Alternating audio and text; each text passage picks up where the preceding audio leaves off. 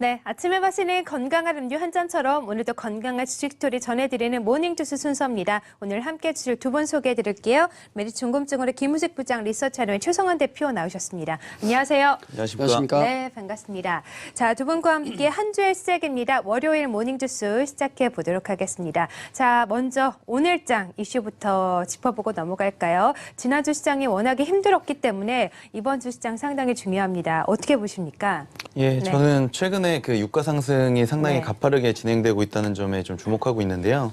지금 3대 국제 유가가 지금 배럴당 80달러 중반까지 올라온 상황입니다. 지난주 그 4년 만에 최고치를 달성을 했고요. 이런 유가 상승의 원인은 이 오펙 등 그런 산유국들의 원유 감산 정책, 그리고 베네수엘라가 지금 경제난이 심각해지면서 생산량이 많이 감소되고 있는 그런 네. 상황입니다. 여기에 지금 미국이 오는 11월서부터 그 이란에 그렇죠. 대한 원유 수출 제재 조치를 시행하겠다고 밝히면서 지금 기조적인 상승이 불가피하다고 많이 알려져 있고요. 지금 뭐 크리스마스 때까지 90달러, 그리고 뭐 내년 초까지 100달러에 육박하겠다는 그런 그 경제 전망이 나오고 있거든요. 이런 부분들을 감안했을 때 지금 국제유가가 이렇게 상승한다는 그런 생각들을 가지고 있으면서 바이오 연료에 대한 관심들이 상당히 높아지고 있는 그런 상황인 것 같습니다. 지난주에 그 우리나라에서 에너지 전환 컨퍼런스가 코엑스에서 열렸거든요.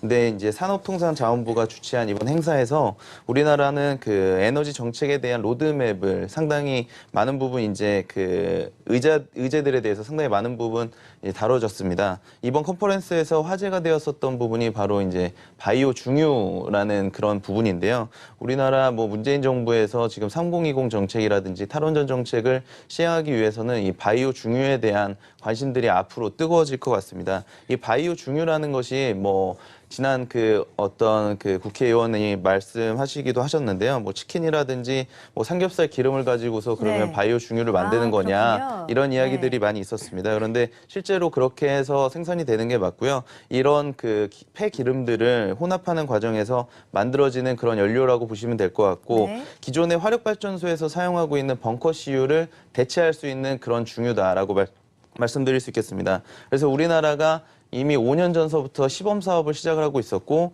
이 바이오 중유를 세계 최초로 상용화해서 지금 발전소를 일부 돌리고 있었거든요. 근데 이런 부분들의 성과를 인정받아서 이제 내년서부터는 본 사업에 진입을 하게 됩니다. 정부는 이미 지난 9월에 그 바이오 중유 전면 보급을 위해 가지고 그 시행 규칙을 입법 예고해 놓은 상태고요. 내년도까지 이제 바이오 중유에 대한 품질 기준을 마련하고, 지금은 5기의 그런 그 중유 발전소를 돌리고 있는데 네. 앞으로 전국에 14기까지 모든 중유 발전소의 발전소에 이 바이오 중유를 사용하게끔 이렇게 바뀌고 있습니다. 그런 관련된 업체들이 지금 있거든요. 그래서 뭐 SK 케미칼이라든지 뭐 JC 케미칼 같은 이런 업체들에 대한 관심들 필요하다, 이렇게 좀 말씀드릴 수 있겠습니다. 네, 그렇습니다. 자, 최근 말씀을 해주신 것처럼 국제유가가 좀 가파르게 상승하면서 바이오 연료에 대한 관심이 좀 높아지고 있는데, 그런 의미에서 바이오 중유 좀 관심을 가져보고 관심 종목들, 관심 업종들 계속해서 좀 지켜보자라고 말씀을 해주셨습니다. 자, 두 분과 함께 오늘장 이슈 함께 살펴봤고요. 그렇다면 이런 이슈 내에서 또 주목할 만한 종목들 함께 찾아보도록 하죠. 최성환 대표께서는 어떤 종목 관심 있게 보십니까? 예, 저는 앞서 말씀드린 바와 같이 이제 바이오 중유에 대한 관심들을 좀 많이 가지고 있고, 그래서 JC 케미칼을 다시 한번 좀 말씀드리려고 하는데요. 지난 9월에 저희가 한번 뭐 말씀드렸던 적이 있었는데, 이후로 주가가 상승세가 조금 이제 완만하게 진행이 되고 있는 상황입니다. 지난 9월 대비해서 뭐 한 16% 정도 올라와 있는 상황이지만 앞으로 장기적인 관점에서 상당히 괜찮다라고 말씀드릴 수 있겠고요. JC 케미칼 같은 경우에는 이 바이오 중유 부분에 상당한 강점을 가지고 있고, 그리고 또 지난해에 이미 300억 원 이상의 그런 대규모 투자를 관련 부분에 진행을 했습니다.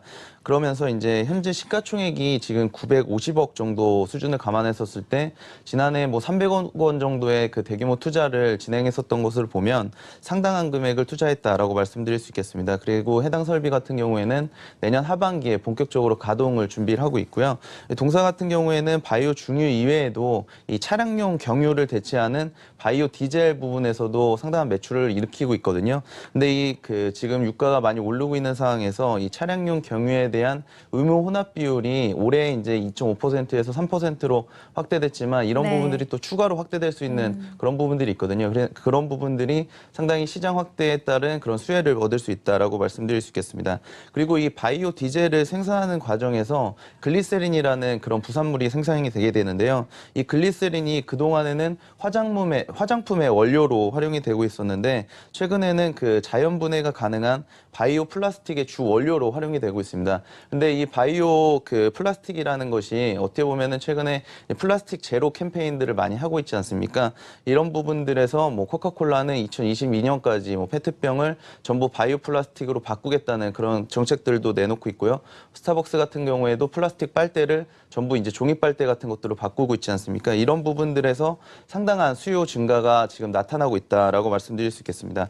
지난해 관련 업체 JC케미칼 같은 경우에 글리세린 매출이 지난해 전체 통틀어서 40억 원 수준이었었는데 올해 상반기에 이미 42억 원 정도 매출을 기록했거든요. 이 부산물 사업들은 또 영업이익률이 상당히 높은 부분이기 때문에 해당 부분의 수요가 증가한다는 것은 상당한 수익 개선으로 이어질 수 있을 것으로 보고 있습니다. 지금 대주주 지분이 70% 정도 되기 때문에 거래량 부분에서 좀 많은 종목은 아니지만 내년부터 이런 실적 성장이 좀 가파르게 진행된다는 점을 감안했을 때 좀 장기적인 관점에서 관심을 가져보시는 게 좋을 것 같습니다. 네, 그렇습니다. 자, 최근 유가가 상승하고 환경 문제가 또 불거지면서 바이오 연료에 대한 관심도 높아지고 있는데 그런 의미에서 바이오 중유 업체를 오늘 소개를 해주셨습니다. JC케미칼 소개를 해주셨으니까요. 또 시장이 많이 어려운 만큼 그 속에서 또 모멘텀으로 좀 작용을 할 수 있을지 지켜보시는 것도 좋을 것 같아요. 자, 두 분과 함께 오늘장 종목 한번 살펴봤고요. 이제 오늘장 주스 맛과 함께 전략도 함께 살펴보도록 하겠습니다. 어떤 주스맛 준비하셨어요? 예, 네. 저 같은 경우도 어떻게 보면은 이 시장의 주도주가 어떻게 보면 성장주라고 보실 수 있게 되는데요.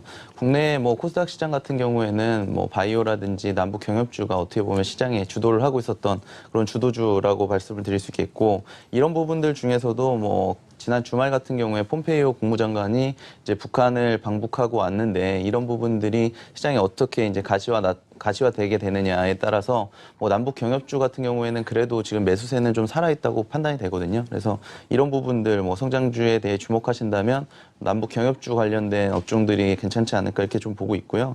오늘 저는 이제 뭐 맛 표현으로 보면 뭐 당근 주스를 준비를 했는데 상당히 지금 호불호가 갈리는 그런 시장인 것 같습니다. 뭐 최근에 주가 하락은 어찌 보면 뭐 당연한 그런 수순이었을 뭐 판단이기도 하는데요. 그동안의 주가 상승은 어떻게 보면은 뭐 바이오 섹터 위주로 개인들이 주도를 하던 그런 시장이었는데 지금 추석이 지난 시점에서 연말까지 다가오면서 뭐 대주주 요건 강화라든지 이런 부분들에 대한 수급 약화들이 있을 수 있을 것 같고요. 뭐 환율도 지금 자꾸 오르면서 외국인이 좀 빠져나가는 그런 모습들을 보여주고 있는 것 같습니다.